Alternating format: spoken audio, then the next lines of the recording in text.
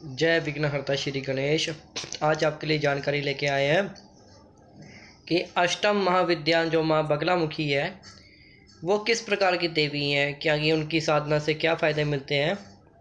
आज आपके लिए ओरिजिनल रियल असली वास्तविक आपके लिए जानकारी लेके आया हूँ माता बगलामुखी की साधना में। सबसे पहले ये आपको बताऊंगा दोस्तों कि जब हम माता बगलामुखी की साधना कर लेते हैं तो हमें क्या फ़ायदे मिलते हैं। माता जब बगलामुखी की जब सिद्धि हम प्राप्त कर लेते हैं, माँ की प्रत्यक्ष सिद्धि हम प्राप्त कर लेते हैं तो हमें धन मिलता है, सुख समृद्धि आती घर में, सुयश आता घर में स्थायी रूप में।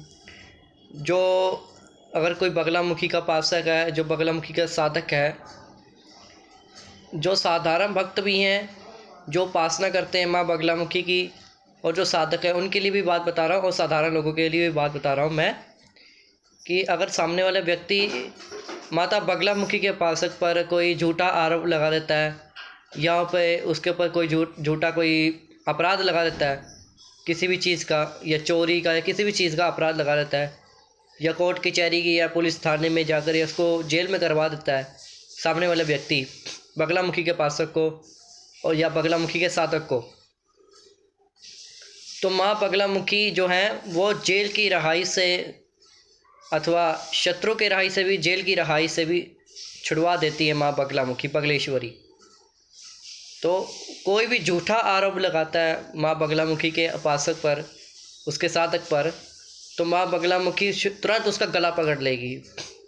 अगर कोई तांत्रिक या कोई उसके ऊपर करेगा या सोचेगा भी तो तुरंत माँ बगलामुखी उससे बचा लेगी, उससे सुरक्षित रख देंगी।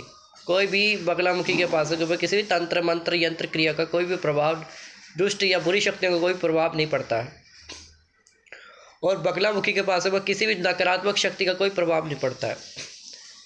और कोई भी तांत्रिक यानी कि बगलामुखी के उपासक पर या उसके साधक पर कोई भी तंत्र क्रिया, मंत्र क्रिया, यंत्र क्रिया नहीं चला सकता, क्योंकि कई जो तांत्रिक होते हैं और कई जो साधक होते हैं, कई तांत्रिक को भी इतनी यानी कि समझ होती है, यानी कि उनको ज्ञान होता है, जो तांत्रिक पूर्ण रूप से ज्ञान रखते हो सिद्धियों का, तो उनको भी ज्ञान होता है कि बगलामुखी का जो उपासक है, जो साधक है, उनके ऊपर कर रहे हैं या करें, ये करने से पहले वो सोचते हैं, क्योंकि उनको ये चीज़ों की जानकारी होती है, नॉलेज होती है। इसलिए तांत्रिक लोग हैं जो माता बगलामुखी के उपासक पर, साधक पर नहीं करते हैं, और जो साधक होते हैं वो भी किसी के ऊपर नहीं करते हैं। ऐसे कोई जब हम कोई साधना करते हैं बगलामुखी माता के साथ सिद्धि करते हैं तो हमें किसी के यानी कि किसी के नुकसान के लिए नहीं कहना चाहिए माता को, क्योंकि सिद्धियों का काम ही यही होता है। जब सिद्धि का कोई अंश आता है घर में तो सिद्धियों का काम ही यही होता है आदेश मानना। तो कभी भी हमें अपने शत्रु के लिए, किसी के लिए भी ये नहीं सोचना चाहिए, अगर नहीं कहना चाहिए हमें कि सामने वाले का नुकसान हो जाए, सामने वाले का ये बेड़ा गर्क हो जाए, सामने वाले का बहुत भयंकर नुकसान होता रहे, दुख दरिद्रता होती रहे, ऐसे नहीं कहना चाहिए देवी देवताओं को, क्योंकि तुरंत वो सुन भी लेते हैं और तुरंत कार्य कर भी देते हैं, आपको पता भी नहीं चलता।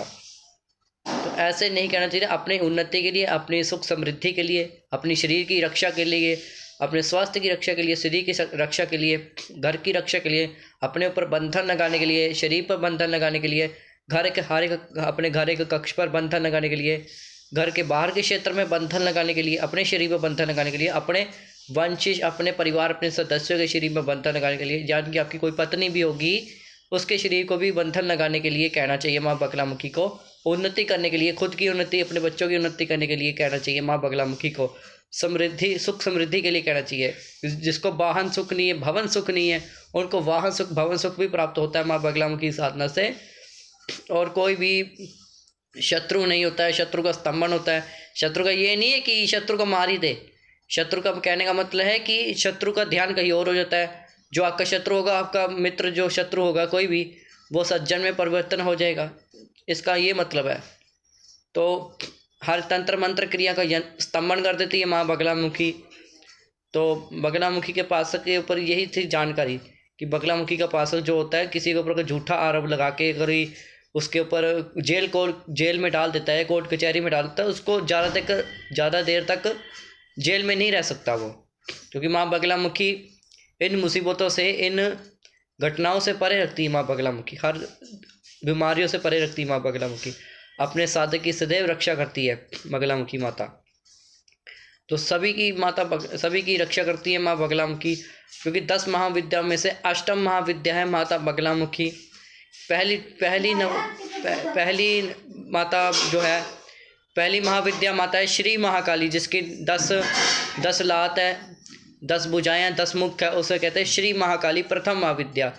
दूसरी महाविद्या है तारा माता, तीसरी महाविद्या है शौंडदशी, चौथी महाविद्या माता भुवनेश्वरी है, और 5वीं महाविद्या है माता भैरवी, और छठी महाविद्या माता छिन्नमस्तिका है, जो हमारी कुल देवी, कुल की देवी है छिन्नमस्तिका, जिसे हम चिंतपूर्णी के नाम से भी कहते हैं। और 7वीं महाविद्या है माता त्रिपुरा सुंदरी। अष्टम महाविद्या है माता बगलामुखी, यानी कि अष्ट महाविद्या, 8वीं महाविद्या माता बगलामुखी है। 9वीं महाविद्या माता मातंगी है, और 10वीं महाविद्या माता कमला देवी है, क्योंकि कमला देवी ही लक्ष्मी माता की अंश है। जो माता कमला देवी है उनका ही अंश है माता लक्ष्मी, उनसे ही माता लक्ष्मी निकली है।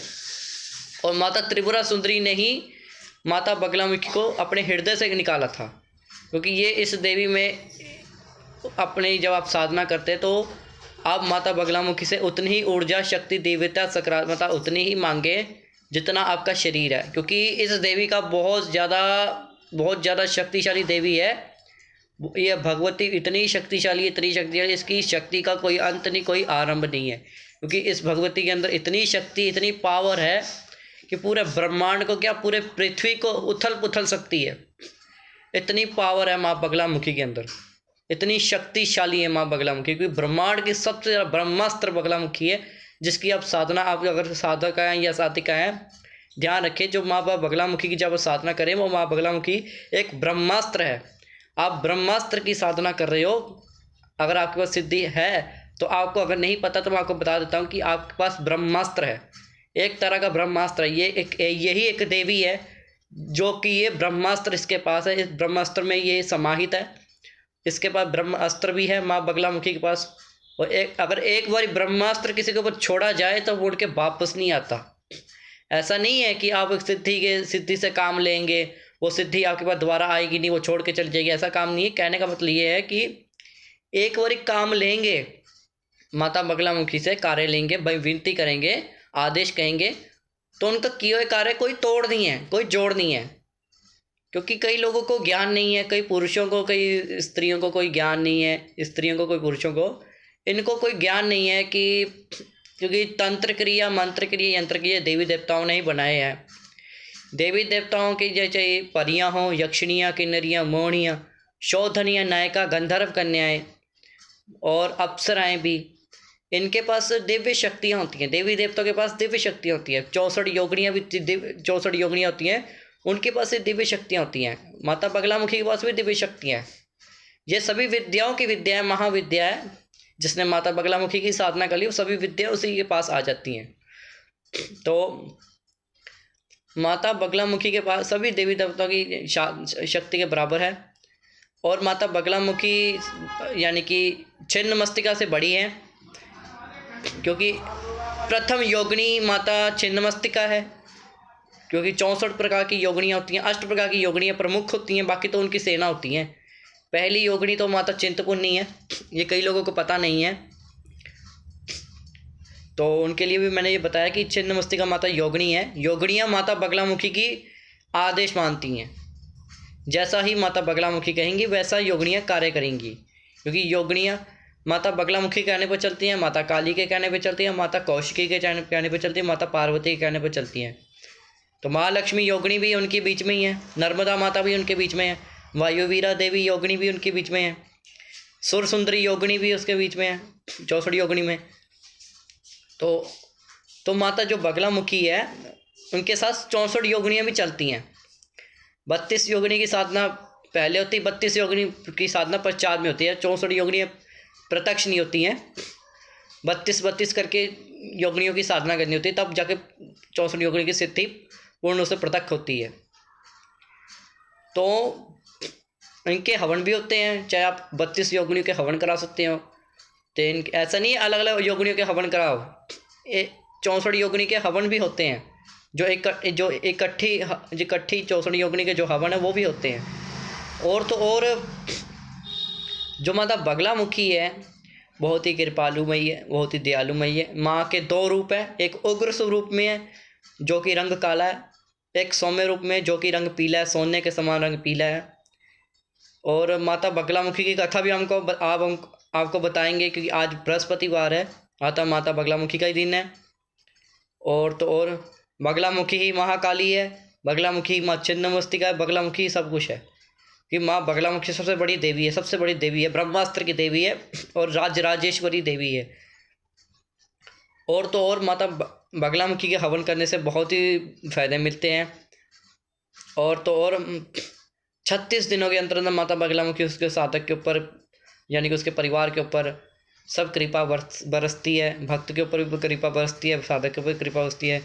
साधना करो, सिद्धियां करो, क्योंकि इष्ट का जाप ज़्यादा देर तक तंत्र क्रियाओं से मंत्र क्रिया से नहीं बचा सकता। आज यही वीडियो लेके आए थे, अष्टम महाविद्या बगलामुखी की साधना के फायदे के बारे में लेके आए हैं।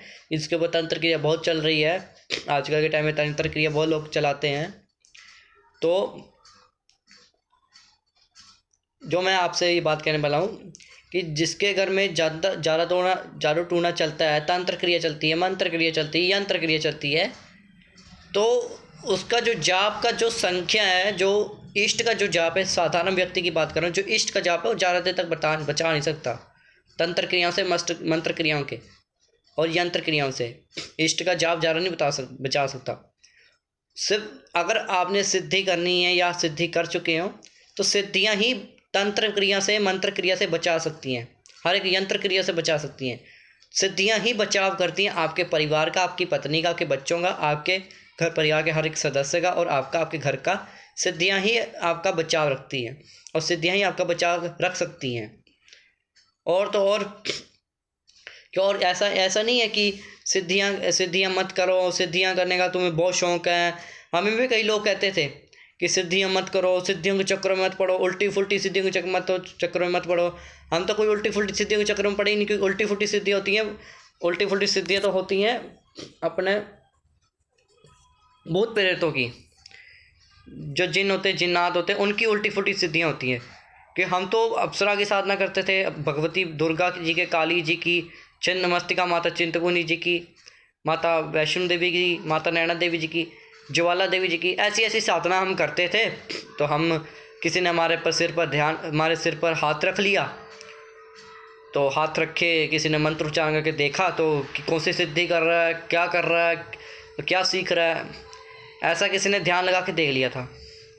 तो हमने साधना में कहा नहीं माता ज्वाला देवी को, छिन्नमस्तिका को, माता काली जी को, ऐसी देवियों को मैंने कहा नहीं कि हमारा कोई बंधन कीजिए, कि हमारे ऊपर कोई सिर पर हाथ रख के कोई देख भी ना सके, हमने तो कहा नहीं।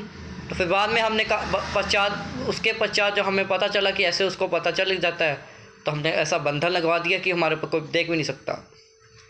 हमने ऐसा बंधन लगा लिया था अपने ऊपर उसके पश्चात।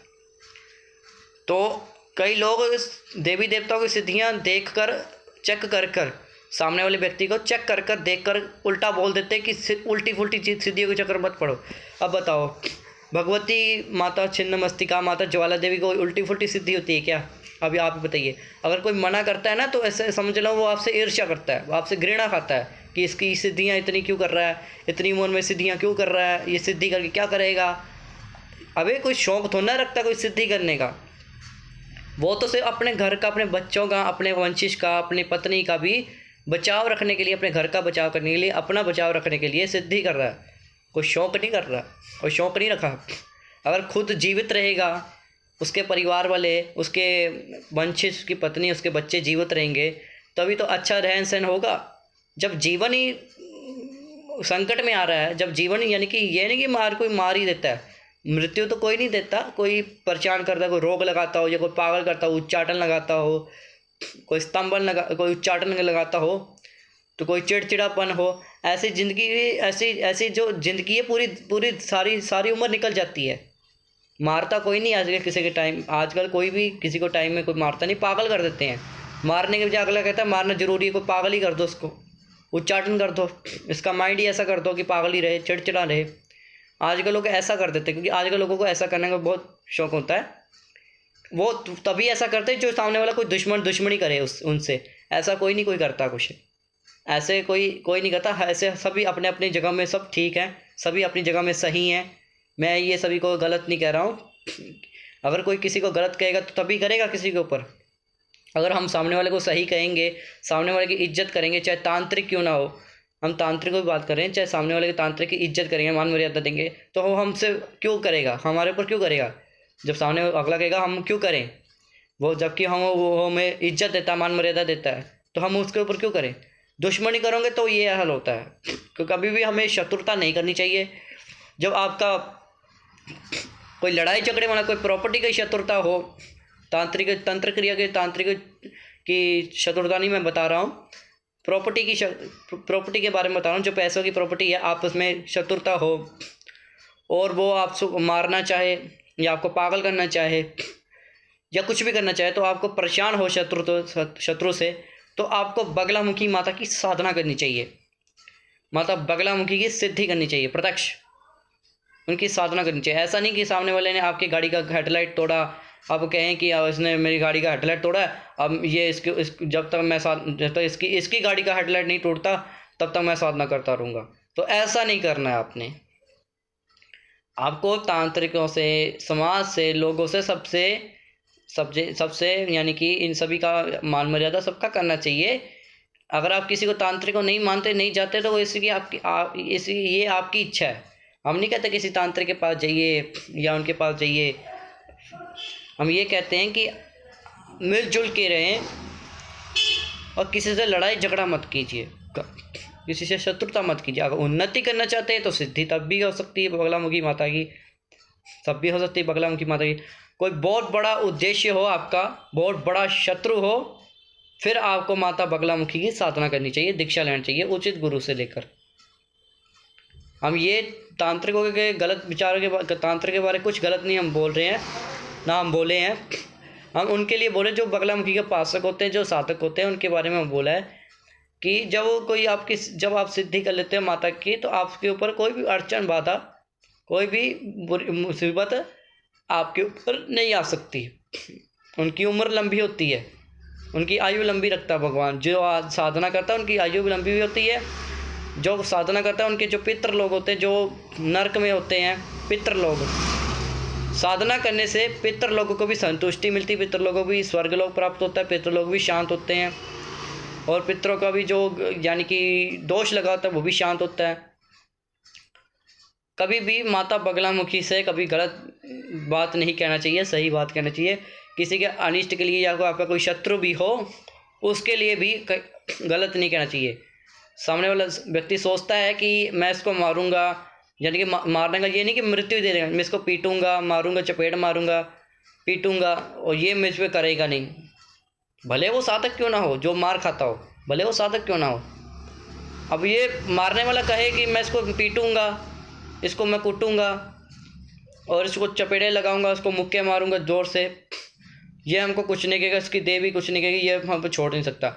छोड़ने को क्या, छोड़ दे, पर लेकिन वो उनके कुछ नियम होते हैं, उनके कुछ विधान होते हैं, उनके कुछ सिद्धांत होते हैं देवियों के। तो भगवान तो कहता है कि तुम किसी का गलत मत करो, जो तुम्हारा गलत करता है उसे हम देख लेंगे, उसका अनिष्ट हम कर देंगे, तुमने जगत का कल्याण करना है। तो कई तांत्रिक ऐसे भी होते हैं जो जगत का कल्याण भी करते हैं। ऐसा नहीं है, 5 उंगली के बराबर नहीं होती हैं। तो कई तांत्रिक होते हैं समाज का कल्याण करते हैं, इज्जत करते हैं, औरों से भी इज्जत करवाते हैं। कई ऐसे भी होते हैं। तो कई साधक भी होते हैं, कई तांत्रिक भी होते हैं, दोनों सीखी होती है। तांत्रिक विद्या भी सीखी होती है और सिद्धि भी की होती है देवी देवताओं की, कई दोनों होते हैं। हम तो सिर्फ साधक है, हम साधक, हम हमारे पास हर तंत्र क्रिया का तोड़ है, हर एक मंत्र क्रिया यंत्र क्रिया तोड़ है, ऐसी कोई बात नहीं है। अगर जिसने तंत्र विद्या भी सीखनी हो साधक ने, वो भी सीख सकता है, ऐसी कोई बात नहीं है। हमारा भी एक मित्र है, वो भी तांत्रिक भी है, साधक भी है, दोनों है। हमारा एक मित्र है, एक हमारा मित्र है, वो साधक भी है, वो तांत्रिक भी है, वो हमारा मित्र है। तो वो लोग उनकी यानी कि तांत्रिक जो है, ऐसा नहीं है कि लोग समाज उसे कहे कि तुम तांत्रिक हो, हम तुम्हारी इज्जत नहीं करेंगे। इज्जत सबकी करते हैं और वो करवाता भी है, इज्जत करवाता भी है। तो ऐसे कभी भी लड़ाई झगड़ा नहीं करना चाहिए किसी से, ऐसे लोगों से मिलजुल के रहना चाहिए। और हम आपके लिए वीडियो ये लेके आए थे कि जो बगलामुखी का साधक है, जो बगलामुखी का उपासक है, उसके ऊपर क्या क्या घटनाएं होती हैं अच्छी, वो लेके आए थे वीडियो आपके लिए। तो अगर आप तांत्रिक हैं या साधक हैं या तांत्रिक हैं, हमारे मित्र बन सकते हैं, आप हमारे दोस्ती रख सकते हैं हमारे साथ। ऐसी कोई विषय की बात नहीं है कि हम हर किसी को बराबर का समझते हैं, हर किसी की इज्जत मान मर्यादा करते हैं। तो इसलिए जय विघ्नहर्ता श्री गणेश। आज जानकारी यही लेके आए थे आपके लिए। तो तब तक के लिए जय विघ्नहर्ता श्री गणेश, जय सिया राम, जय विघ्नहर्ता श्री गणेश, जय माई की, जय माता बगलामुखी, जय विघ्नहर्ता श्री गणेश। तो अगली बार आपके लिए माता बगलामुखी की कथा हम बताएंगे। माता बगलामुखी की कथा क्या होती है। अगर आप तांत्रिक हैं, अगर आपको नहीं पता तो आप भी सुन सकते हैं कथा। अगर आप साधक भी हैं तो आप भी सुन सकते हैं माता की कथा, हम आपको बताएंगे कथा। हम चाहते हैं कि तांत्रिक को भी साधकों को भी, दोनों को बराबर ज्ञान हो। तो आपके लिए कथा लेके आएंगे, तो आप ज़रूर सुनना। अगर आप हमारा मान सम्मान रखते हैं, मान सम्मान करते हैं हमें, चाहे तांत्रिक है चाहे साधक है, अगर आप हमारा मान सम्मान रखते हैं तो हमारे लिए ये वीडियो अवश्य देखना माता की जो हमने बनाई है। और माता बगलामुखी की कथा भी आप सुनना, हमारा मान सम्मान रखने के लिए आप। तो तब तक के लिए अब मुझे इजाज़त दीजिए, आज्ञा दीजिए। जय विघ्नहर्ता श्री गणेश, जय माता की, जय विघ्नहर्ता श्री गणेश।